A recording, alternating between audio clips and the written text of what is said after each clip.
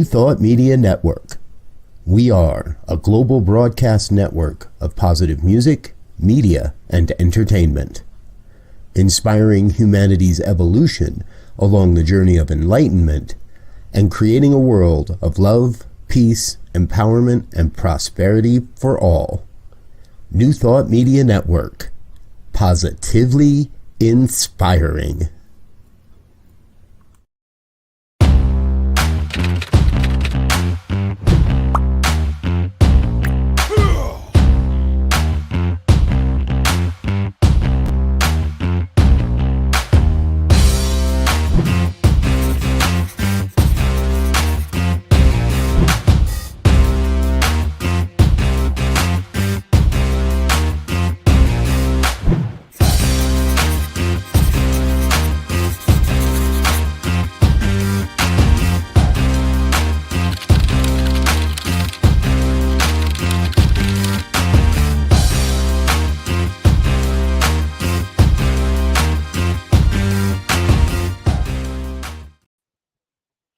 Good morning, good afternoon, good whatever it is, wherever you are today when you're watching this. If you are watching live, be sure to type in the chat, hey, namaste, good morning, like say something, good afternoon, say something so we know that you are here. Now, today, yes, we are going to continue our rediscovering of Science of Mind and Spirit. And for me, it's Science of Mind and Spirit 4.0. It's a new era of what Science of Mind and Spirit means for us, or what it can mean for us. And today, once again, we are diving into the archives. Now, specifically, the two documents in the archives that we are going to discuss today are, one, God is where you are. That's going to be our second document. The first document, how to grow better day by day. Now, you got that. Make a note, do a screen capture, do something, because you have access to the archives. It says these books are in the public domain, so you can access them. So once again, we're going to start with how to grow better day by day. So if you're ready, type in chat, I'm ready, because we're going to dive on in. So on page 2 of this, Dr. Holmes mentions, this was heard on this thing called Life Sunday, May 14th, 1950. 1950. Okay, we know a lot was going on in it. So he says, when Emile Coué, or Coué, depending on tomato, who you are and where you are, different people pronounce it differently. When he came to this country a number of years ago, he brought with him a piece of string with 20 knots tied into it. And he had this idea that the string, yes, and the knots, yes, was simply a symbol. And his idea was that if you run your fingers over the 20 knots, repeating rapidly, every day, in every way, I am becoming better and better. Every day and in every way, I am becoming better and better. You will finally arrive at an affirmative realization of life. So for him, his piece of string was a method for changing the thought patterns that are more or less set within our minds, or within his mind. He had already experimented with this with several thousand patients before and had gotten good results. Now, the reason he repeated the affirmation 20 times was that he believed that suggestion must become auto-suggestion. In other words, it must become our new default setting. And it must become this in order for self-realization to become how we are living and moving and having our beingness in life. And self-realization is necessary to change our overall consciousness, and as individuals affecting our individual quote-unquote consciousness, we then affect the collective consciousness. He goes on to say, this means that a new idea must be deeply rooted before it can be effective. It must become a conviction rather than a surface suggestion. Surface suggestion, meaning what? Meaning, oh, it's December 15th and I've got a list of New Year's resolutions. But January 1st gets here, and I pretty much didn't stop eating 16 dozen cookies every day, and I'm still doing this, and I'm still, because it was a surface suggestion. I wasn't convicted to the change. So it must actually be an inward self-realization, which he called auto-suggestion. Now let's jump to another Dr. Holmes reference from the Extension Study Course, Volume 2, Lesson 15, found on page 34, where Dr. Holmes says, Jesus was not different from other people. Ooh, that could be a whole talk right there, because we know that there are many people who still put Yeshua, Jesus, the Christ, on a pedestal, even within New Thought. Even within New Thought, we still make him the great exception. But Dr. Holmes says Jesus was not different from other people. Not different physically, not different mentally, not different spiritually. Breathe that in. That is, his potential nature must have been the same, since we dare not believe that heaven has favorites, that God has favorites, that God selects this person, that person, or this person to elevate them and give them special skills and talents without giving, right? God is all there is. And Dr. Holmes says, whatever is true about God is true about you. So it doesn't matter. So if it's true about God, then it's true about Jesus. If it's true about God, it's true about Jesus, it's true about you. It's true about Siddhartha Gautama, the Buddha. It's true about Reverend Dr. Martin Luther King Jr. and Malcolm X, Audre Lorde. It's true about all of us because God is all of us. God is all there is.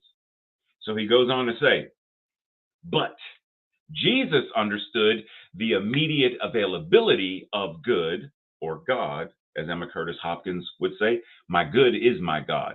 Jesus understood the immediate availability of good. And he had complete reliance upon the law of cause and effect, the creative process, complete reliance upon it. We have the same access to the law that he had, but we do not have the same reliance upon it. This reliance we must learn to acquire. And though it takes time and effort, it takes work, it is more than worth the effort and the time that it takes. So the question becomes, well, then, if we have access and what's being invited is reliance upon it, and we have to learn how do we develop the ability and the trust to rely upon and have reliance in our access to this law? How do we do it? Well, in this document from the archives on page 4, Dr. Holmes says, well, suppose, and he goes back to what Coué was talking about with the string. Well, suppose we get a little piece of string and tie 20 knots in it.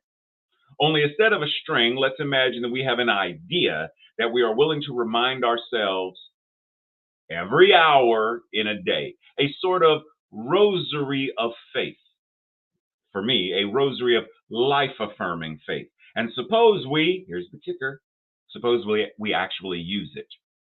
Actually use it. Now, throughout culture around the world, many people, it's interesting that he did a string with knots. Cultures around the world have some form of rosary. Doesn't matter if it's Islam, doesn't matter if it's Buddhism, Catholic, like there are rosary already in practice that sort of match this idea that Coué was talking about. Now, the thing is, just doing a rosary by itself is not enough, right? Our full mental equivalent must be activated.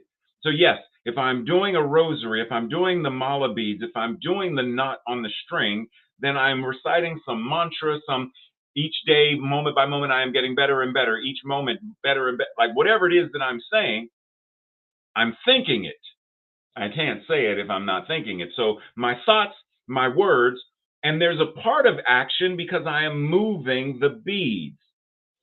But if I'm not feeling the energy of what I am saying is truth, and because it's true, it causes me to then get up and get out and do whatever this is, Do I act like I'm getting better and better each day? Do I live like I'm getting better and better each day? Do I have conversations with family and friends like I believe and know that I am getting better and better moment by moment every day?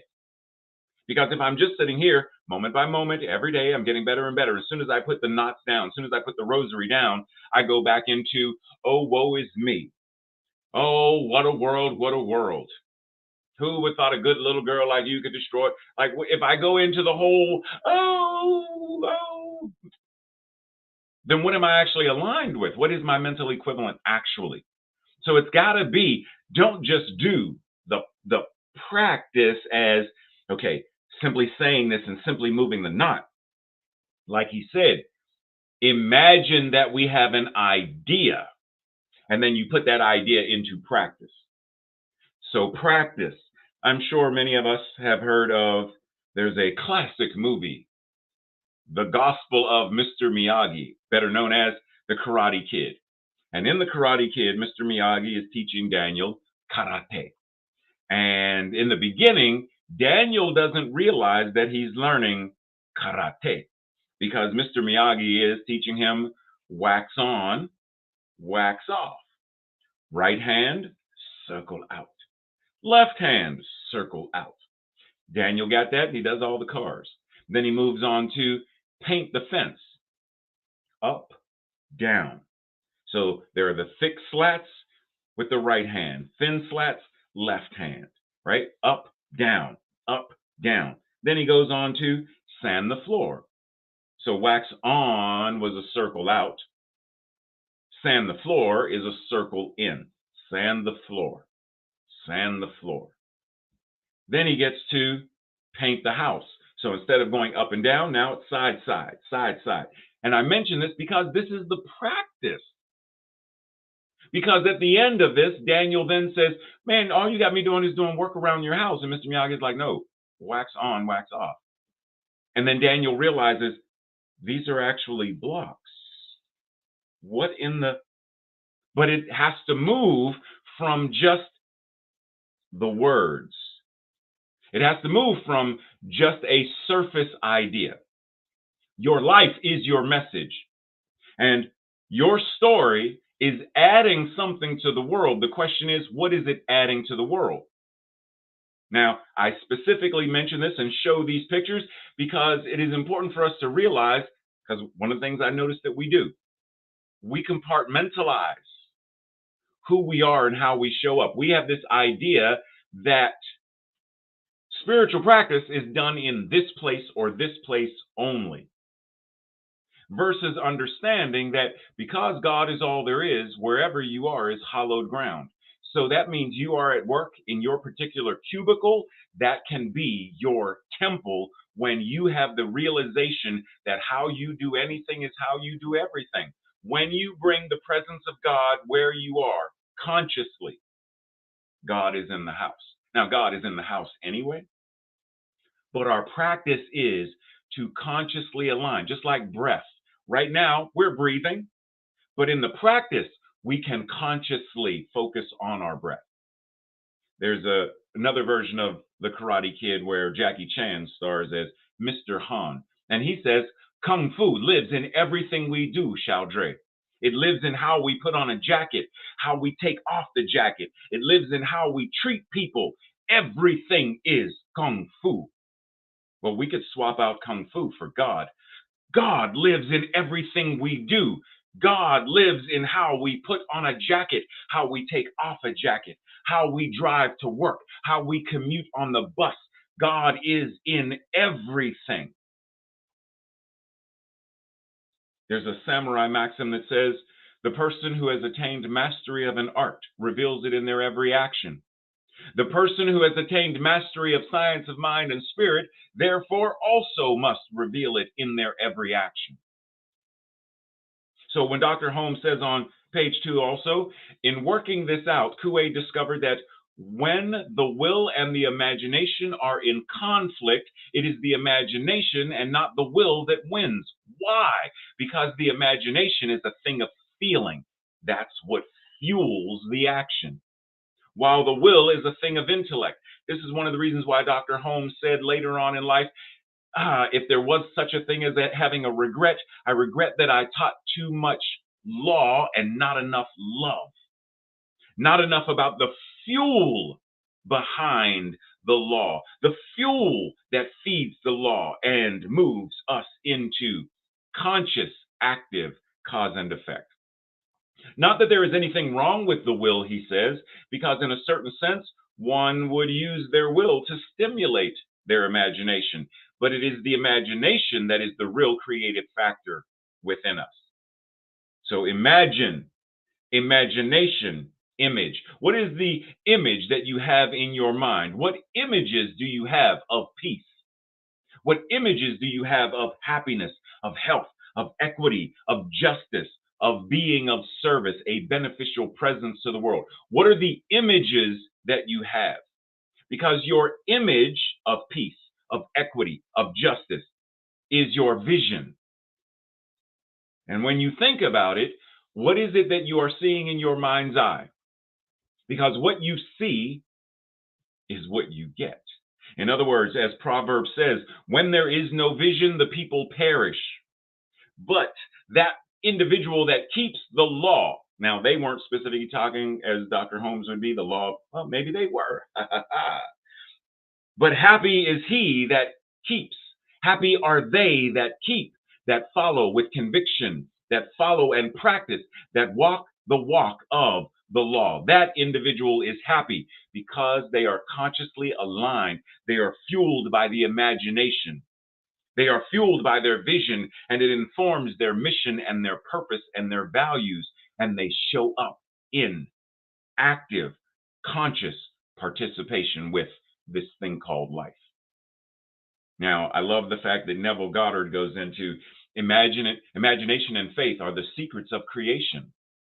He says, our imagination connects us with the state desired, but we must use imagination masterfully, not as an onlooker thinking of the end, but as a partaker thinking from the end. We must actually be there in imagination. If we do this, then our subjective experience will be realized objectively. Now, why does the imagination work this way? As Neville says, God in humanity is humanity's own wonderful human imagination. God in humanity, which means if all things are possible to God, and God is your imagination, then it should be possible for you. Whatever that is your vision, that is your image, that is your imagination. If you can think it, then there is a way for somehow, way, shape, or form for it to be made manifest. Now, it may not be the specific thing. Like I can imagine myself as Superman. It doesn't mean that somehow a huge S is going to form in a red cape. But what does Superman represent? That can be manifested. Page 3, Dr. Holmes says, what Jesus did say was, what I have done, you can do also. He said, watch what I am doing and learn how to do it for yourself. But in some peculiar way, we have tried to interpret the words of Jesus as though they did not mean exactly what he said. As a matter of fact, Jesus meant what he said and said what he meant. Nothing more, nothing less. This is the great mistake that we have made. This is the error we have fallen into. The reason for this is simple enough. It seems too good to be true. Pause. It seems too good to be true. Now, you have heard me mention before that I have had conversations with people within New Thought and others, but specifically New Thought, about peace on earth. And many times I am told there will always be war. Why? Because in their consciousness, they can't even imagine a world where there is no war, a world where everyone has food, where there is equity and justice, where the isms, racism, sexism, etc., no longer exist. They can't even imagine it. Why? Because as Dr. Holmes says, it seems too good to be true. Does health seem to be too good to be true for you? What about wealth? What about loving relationships? Does it seem too good to be true for you? It doesn't seem possible that a person could repeat a few simple thoughts over and over, over and over, over and over, and have them finally break down their doubts, their fears, until that person emerges into a place of calm, serenity, and certainty. And it doesn't seem possible that prayer could be answered when we pray without ceasing, which means when our whole thought becomes life affirming, declarative of the thing that we desire, as Neville said, from the end. Begin with the and so it is. What is the it? And so it is. What is the it? Health. Begin from there. What does health look like? What does wealth and prosperity look like? What does it feel like? Begin there. Declare it affirmatively, life affirming, and then do the actions that now create it and manifest it. So let's follow this feeling out, Dr. Holmes says, and see if it will not lead us to a place of life affirming faith and conviction. And if we persist in it, it will certainly lead us to a place of demonstration, a place of experience, to a place where we actually know because we have really experienced. We have proven it. We have tested it and proven it, and it has been demonstrated that it works. The use of a power greater than we are. I've heard something similar to that before. A power greater than we are, Dr. Holmes says, there is a power for good in the universe, greater than I am, greater than you are, and we can use it. Yes. However, let's venture into a Reverend Ray remix. There is a power that is infinite goodness itself, and it is the universe. As we say, the universe is the body of God. It is greater than you are, and it is what you are. And you are always using it. You can't help but to, because it's all there is. You are now being invited to consciously and purposefully make use of it. How do you make use of the law of cause and effect, the creative process? How do you use it? In the same way that we could say, how do you use your breath to restore a sense of serenity and calm? How do you use the cooking utensils in your kitchen to fix a meal? How do you put it to use so that you can get what you desire? If I want a grilled cheese sandwich, then I'm not going to put bread in a pot of water and boil it. Not the correct tools to manifest what I desire. So I get a frying pan, I get bread, I get cheese, I get whatever it is that I need to create whatever it is I desire to experience. What is it that you desire to experience? And now how do you put into use the law to experience what you desire? Breathe. Let it sink in. Because this Science of Mind and Spirit 4.0 is a stepping off point into a new level of applicable and practical consciousness, where we are living according to what we believe, living according to what we know. On page 5 of the document, Dr. Holmes says, and so this is the position we find ourselves in today. You and I, day by day, we are getting better and better, or day by day, we are following the same monotonous path of uncertainty, of doubt, of non-life affirming experiences. For we all have knots in our string that we would like to untie, retie, and then use differently. See, we're all using thought. All of us are using thought. All of us are using the one mind. There is only one mind, and that mind is God. And because there is only one mind, technically there is no my mind, your mind, his mind, her mind, their mind. There's only one, and it's all of us. It's all there is. So we're all using it to some degree. Now, how are we using the mind? How are we using the law of cause and effect? Because the same law that Hitler used is the same law that I use. But how are we using it? The same law that Gandhi used is the same law that you use. But how are you and he using it? The same law, Malcolm X, the same law, Marcus Garvey, the same law, name the person. It's the same law, the same mind. So the question is, Einstein said, my paraphrase, you keep on doing what you're doing, same old, same old, same old. You thinking you getting different results. How you going to get different results? You squeezing an orange thinking apple juice is going to come out. That is highly illogical, Captain, as Dr. Spock would say. It is highly illogical. So if you are finding yourself following the same monotonous path, the same old, routine after routine, and you're not getting the results that you truly desire, then it is time to extrapolate. It is time to dive in and rediscover. Pause. What is it that I truly desire to experience? Safety, health, and well-being. Because where I live, it's a food desert, and I don't have access to food that is healthy and nutritious because of the systemic injustices of the country or the planet. So what do I want to experience? I want to experience nutritious food, healthy food, food that invigorates the cells of my body.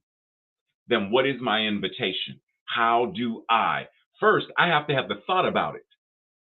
I have to untie the knots about, well, this is just what is, and I can't change it. Change the thinking. Then the actions change, because then what it means is maybe it's time for me to run for city council and change the pattern in the city. Maybe it's time for me to run for mayor or governor or president. Maybe it's time for me to do that to change the system, because I want healthy food. Not just for me, but for everyone. Well, then the same monotonous path of what's always been is what's always going to be. That's not going to get it. Dr. Holmes goes on to say, this will call for a little, maybe not so much little, but it will call for a little self-training, disciplined mind, disciplined thoughts, disciplined way of being. But it is worthwhile. And surely it is up to us to take on this experiment. Because without a doubt, this is the greatest experiment that we will ever take on. It is the adventure of self-discovery, self-realization, self-actualization. It is the adventure of finding the real self that we have been conditioned to believe is hidden beneath the flesh. That's why we say God is within us. That's why we say the still small voice of. God is not within us, it is us. And there is no small voice of the divine. The only reason we believe it is a small voice is because we have turned up the volume of all the other fears and doubts and indoctrination. The time for us to step into who is the self that now wants to be. Breathe. So as I said, God is right where we are, incarnating in, through, and as us, which takes us to our second document. God is where you are. Breathe it in. God is where you are. We cannot doubt that life exists to be expressed. Why else have life if not to live it? For we are given life that we might live it. Jesus said, I am come that they might have life and that they might have it more abundantly. And he did not delay this more abundant life to some future, heaven, future, long gone time. In all of his teachings, he told us that life is made to be lived today, and that if we live it rightly today, tomorrow will take care of itself. Because there is only the now, right here, right now. So today, we know that a large percentage of our physical ailments, now keep in mind, when this was written, and how much we know now about the mind-body connection, the somatic experience, how trauma affects the actual cells and DNA of our bodies. Today, we know that a large percentage of our physical ailments are a direct result of emotional states, a feeling that we are not whole, within ourselves, within our lives, within our relationships, within our finances, and a lack of life-affirming faith in life. What then would be the best mental attitude to assume If we wish to cooperate with nature and seeing to it that we maintain a healthy and vigorous physical body. What is the best mental attitude? What is the best, most effective mental equivalent to move into? Right? And once again, what I mentioned last week when I talked about, so in December, when I was diagnosed with prostate cancer, my body was experiencing what it was experiencing. And yet the invitation is still, even within the experience of this, how do I adjust my mental equivalent, my mental attitude, so that I see, feel, and experience myself as being as healthy and as vigorously physical, whole, perfect, and complete as possible, even with both and.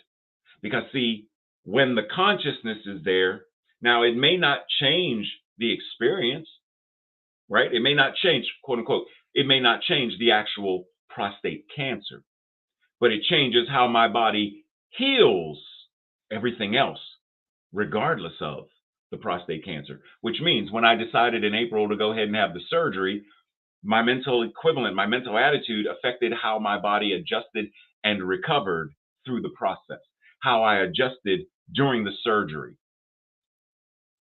So our mental attitude is important. While it may not change the actual food desert in that moment, it changes how we respond to it. It changes our accountability and responsibility. It changes how we respond to that. We are no longer victims that, oh, I cannot do anything about this thing called slavery. To which Harriet Tubman said, excuse me, the lies you tell. To which Frederick Douglass said, I prayed and prayed and prayed for many, many years, but until I prayed with my feet, until I moved, freedom was elusive. And yet, the conditions remained, but the experience, how we respond, how we live through it, that changes. Dr. Holmes goes on to say, it seems to me it would be to have a deep conviction that every organ, every action, and every function of this physical body is rooted in divine life. That the circulation of our blood is the circulation of life through us, the circulation of life as us. And that this intricate network, which we call the nervous system, is really a divine instrument, which, if kept in tune with life, will establish harmony in the entire physical body. So once again, our practice is, how do we actively, consciously align and then live it? Not just theorize, but live it. Suppose we accustom ourselves to saying each evening when we retire, and each morning upon waking, and before each meal. The key is each time, each moment, to say this. I am surrendering my physical body to the divine keeping. Each morning upon waking, this is the day which God has made, and it is a good day. Before eating, suppose we bless our food and mentally agree with it, etc. Suppose we engage in a regular practice of. Now, the thing in red at the bottom, yes. Okay, we're getting ready to get controversial. This simple practice, let's go up a little bit. And when the day's work is over, let's learn to give thanks for the sustaining power of the Spirit which has kept us throughout the day. This simple practice, sincerely used, will do more for us in sustaining physical health than anything else we can do. No. I understand what Dr. Holmes is saying. Yes, I'm going to be controversial. I'm disagreeing with the founder, but it's coming from a place where he was at that time. Simply saying I am grateful for health and well-being, but my life is sedentary. Simply thinking about being free of an addiction, just thinking about it isn't going to do it. And as he says, it will do more for us. No, we must treat, and move our feet. Just thinking about I am healthy and I'm sustained by the air I breathe, but I don't go eat anything. I know there are people who are breatharians who, I get that. That's not what we're talking about. The plain, simple fact is it's both and. Shift the mental attitude, shift the mental equivalent, put it into practice, and live it. So do you want a healthy body, a healthy mind, healthy finances? Then each morning declare, each afternoon declare, with each meal, with each check that is written, with each bill that is paid, with each coin that is exchanged, embrace and be enveloped in a state of gratitude. Whatever the practice for you is, practice that and also do what is needed to be done to shift the experience, to shift the conditions. Because just thinking about freedom, once again, Frederick Douglass said, I prayed for freedom for 25 years. And it wasn't until I prayed with my feet that I was free. Both and, treat and move our feet. But since we cannot have happiness without giving happiness, Dr. Holmes says, we shall have to learn to share our joy with others. How would it be if we were to take these thoughts for happiness and repeat them a few times each day, lest we forget? I am happy because I know that God is right where I am. I am glad because I have the privilege of giving happiness to others. Today, I invite the opportunity of helping everyone who comes my way, every person whose path I cross. Today, I bring happiness. Today, I become the atmosphere of happiness to everyone I meet and to everything I touch. How do we become it? Not simply do it, but be it. It requires a level of conviction. Breathe. How do you remind yourself day by day? Now, why would we even need to remind ourselves is the question. I know my name. It's on my birth certificate, it's on my social security card, it's on my bank account. Used to be written on my t-shirt, so my mom would know which t-shirts were mine versus which ones were my brother's. I know my name. I don't have to remind myself of, get my mala beads. I am Ray. I am Ray. I don't have to do that 108 times each day to remind myself who I am. So why do we have to remind ourselves that we are God, that we are happy, that we are good, that there is this thing called the law that is always saying yes? Why do we have to remind ourselves of it? Because we have been conditioned by other nots to believe we are less than, to believe that God is something that judges and condemns. So we are reminding ourselves, not simply just to remind ourselves, but to recondition, to retrain, to refortify our mental equivalent, our consciousness, to know the truth. In other words, there is a Bantu term, Ubuntu, which means humanity to others, and it is often described to remind us, I am what I am because of who we are. I am what I am because of who we are. I am what I am because of what God is. I am what I am. We are what we are because of what God is.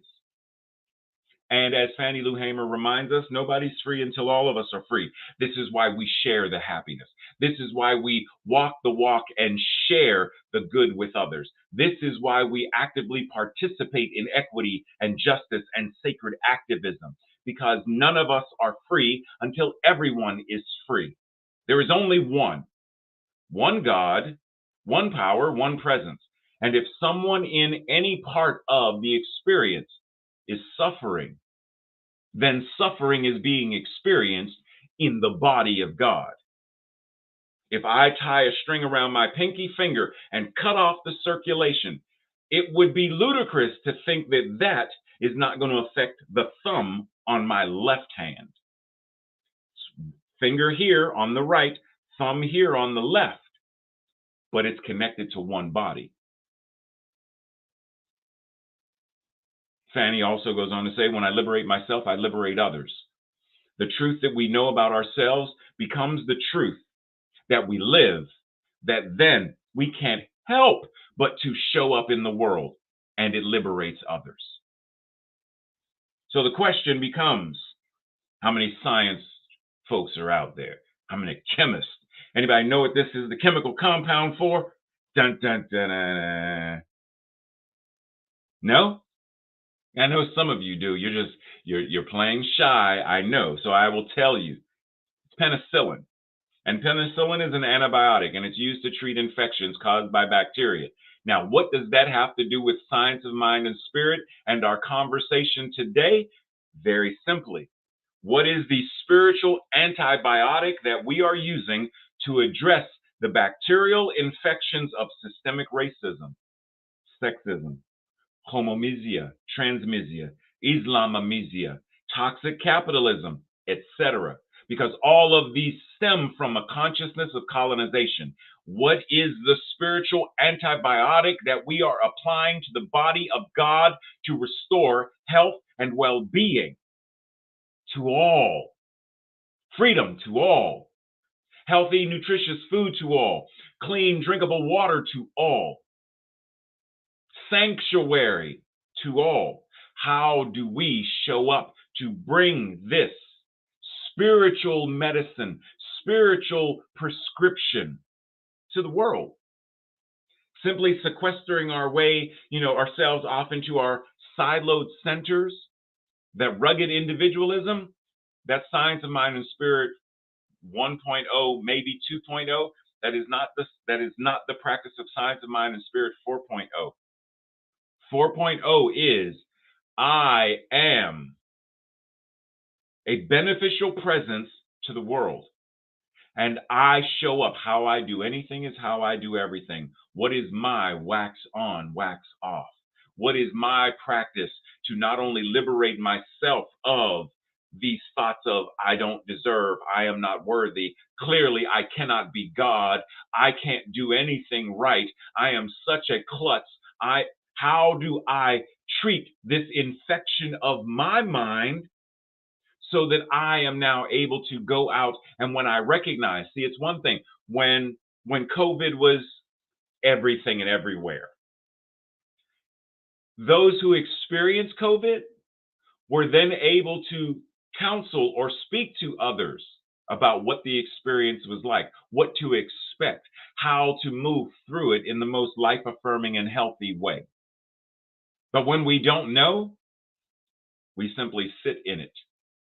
But when we do know, we are then able to help others, guide others, sit with others in silence if that's what's necessary. But we are the ones who are bringing the spiritual antibiotic to the world by practicing it. Dr. Holmes says again on page 3, let us then say each day, today is giving me the opportunity to express myself to the fullest. The spirit that is me goes before me and prepares the way. The doorway of opportunity is open wide. Something that is within me, my intuition, my imagination, something within me knows what to do and causes me to act intelligently on everything I am doing. Now, I tell people, when people have a difficult time with this, something within me knows what to do. I say, think about your instincts. If you were to trip, you don't have to, as you are falling, you don't have to say, okay, arms, hurry up, move, faster, cover the head and protect. You don't have to say anything to your body. Your body responds, reflexes. You touch something hot, unless there is something going on with your nerves, you touch something hot and you immediately react. There is an intelligence in our physical bodies that knows how to, something in your eye, you immediately respond. Something in your throat, you immediately respond. Your body knows. Well, why? How does it know? Because there is this something within me which knows what to do, and it causes me to act intelligently on everything that I am doing. I am dreaming a dream, and I am going out to make that dream a reality. And I know that all of my tomorrows will be what I create them to be. They will be good because I am aligning with that good. Now, does that mean I am spiritually metaphysical malpractice and doing, twiddling my spiritual metaphysical thumbs and tiddlywinks? No, it means so for example, let's say, is war good? Because there are people who say, because God is all there is and God is good right there in the midst of war. War is not good. Racism is not good. And it is a old New Thought paradigm that tries to make us believe that slavery has redeeming qualities. It is an old paradigm of consciousness that makes us believe that suffering is necessary to evolve. It's not. You don't need to be in pain. You don't need to suffer in order to learn, in order to grow. If it happens, that may be, but it's not necessary. So these things happen. As I said, war. War is not good. But I can be the beneficial presence that brings good into the midst of the situation to help people rebuild homes. The fire in Hawaii, the fire in and of itself is not good. It has killed people. It has hurt people. People are recovering from that in and of itself is not good. But the good is how we respond, how we support, how we help, how we decolonize. That is the good. We are the good. We are the ones who show up. So I know that all of my tomorrows will be good because I am practicing it. Each day will bring the opportunity for self-expression. I am being led and being guided and being directed moment by moment, today, tomorrow, and every future tomorrow hence, because I am not just in partnership with life, but I am life itself as it lives me. Let us talk about the most worthwhile thing on earth and the highest gift of quote unquote heaven. Now, keep in mind, heaven is not a place. As we say in our Declaration of Principles, we believe that heaven is within and that we experience it to the degree that we become conscious of it, right? So, worthwhile thing on earth, most worthwhile thing, heaven, state of consciousness, love. It is love, without which nothing can be worthwhile. Love. Love. We cannot doubt that the universe rests upon the shoulders of love, a love so infinite, so deep, and so broad that people have renamed it and have called it God. God and love are synonymous. Love is more than simply a syrupy feeling of charity. Love is more than simply tolerating. Love is the givingness of oneself to another. The Good Samaritan, love. The beloved community, love. All of these expressions are expressions of God. And the more we love, the better we feel. The deeper our love, the more expressed we are, the more we are expressing God. The broader the scope of our love, the greater becomes our experiences. Hate destroys, while love fulfills, love creates, love nurtures, love heals. So in this recognition that God is what you are, recognize then that means that love is what you are. Now, how are you living as that? And what does this all add up to other than practicing the presence of God, literally? And how can we practice the presence of God? Unless we believe that God is right where we are. Right where we are. So it takes us right back to the simple proposition that God and life are the same thing. There is only one life, and that life is God. There is only one mind, and that mind is God. There is only one, and it is God. And we are living in God. God is living as us. Life, God, is living as us. For everything we do, everything we say, and everything we think, everything we feel is life thinking, feeling, moving, expressing itself through us, expressing itself as us. So Dr. Holmes says, let's start all over again and begin daily to practice the presence of God as we see it in other people, in things, in events, in every creative act, in every thought, in every word, in every feeling, in every action, until finally we learn to find God everywhere. Now, the interesting thing is, we don't find God. God is there. We discover, we uncover, we recognize God everywhere. So how can you carry yourself in a different way? Because how you carry yourself, it changes when there is a realization that you are God. We can learn something powerfully from our trans siblings when we understand that there is this moment where you recognize this is not the truth of my being. That is, and you live into it. So keep in mind, as Dr. Holmes says, you are religious science. And as Jack D. Forbes says, religion, because we got a problem with religion. Many times people will say, I don't like religion. And religion, Jack D. Forbes gives us a different perspective of religion when he says religion is in reality living. Our religion is not what we profess or what we say or what we proclaim. Our religion is what we do, what we desire, what we seek, what we dream about, what we fantasize, what we think. All of these things, 24 hours a day. One's religion then is one's life. Not merely the ideal life, but the life as it is actually being lived. He goes on to say, religion is not prayer. Religion is not a church. It is not theistic. It is not atheistic. It has little to do with what white people call religion. Religion is our every act. If we thump on a bug, that is our religion.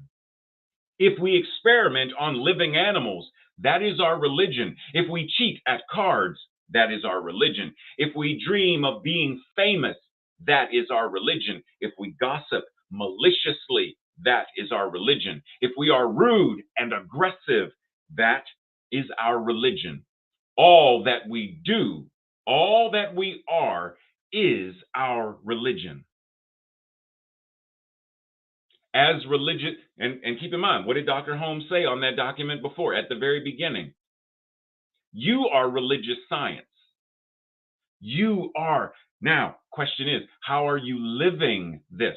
So when we get to thinking about how to grow better day by day, and God is right where you are, keep in mind, as Dr. Holmes says, that one of the greatest difficulties in this new order of thought is that we are likely to indulge in too much theory and too little practice.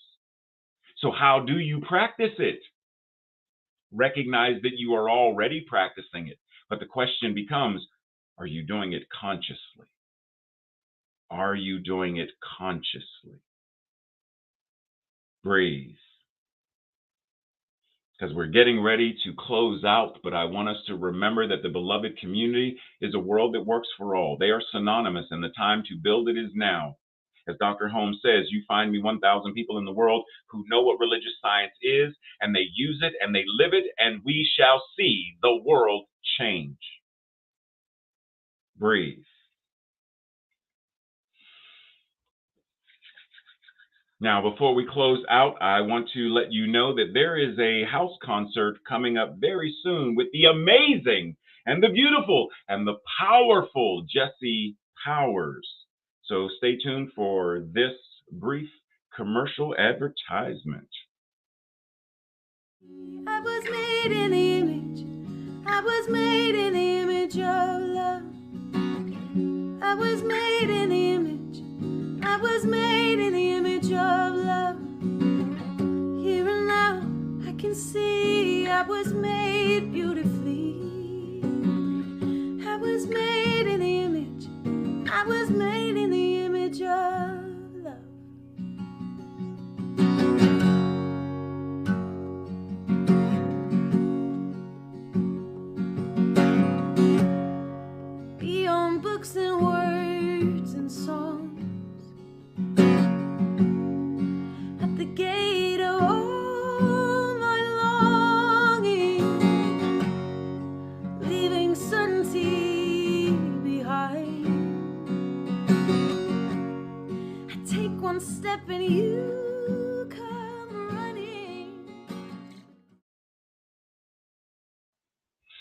Beautiful, beautiful. Thank you, Jesse.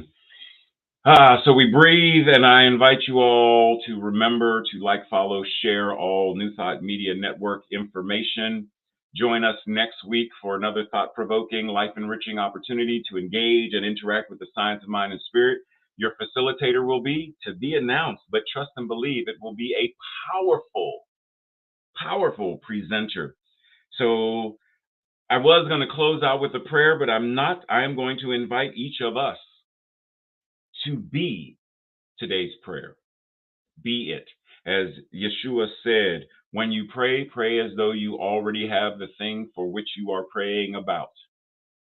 Let your life be your prayer. As Gandhi said, my life is my message. Let your living today be your prayer of equity. Let today be your prayer of a world that works for all. Let your prayer, let your life be the living demonstration of I am religious science. I am the embodiment of science of mind and spirit. And when you see me, you see this teaching. You see this liberation theology. It shows up in all that I am and all that I do, because how I do science of mind and spirit, how I am being science of mind and spirit, shows up in everything I do, everywhere I go, every person I meet. Let that be your mantra today as you are being better and better, as you are embodying the divine. Namaste, blessings. See you all very soon. Have an amazing rest of your day. Love you.